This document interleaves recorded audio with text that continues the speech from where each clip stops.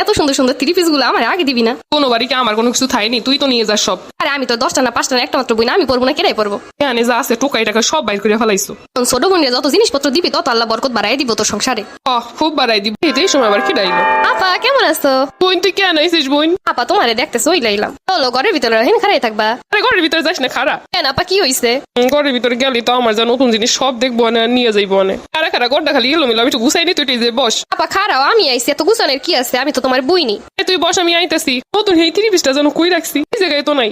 নতুন এই ব্যাগটা যেন কোন জায়গায় থইলাম, ওইটা দেখতে পারলে আর রক্ষা নাই, ওইটা নিয়েই যাইবো। তোগুলো ক্রিম আনছি নতুন, ওইগুলো লুকাই রাখতে হইব, সব নিয়ে যাইবো। নিয়ে দিয়ে কই বাপা তুই কিনে লবি পরে। আপা এই জুতাটা কোন জায়গা দিয়ে কিনছো? তুই এটা কই পাইছো?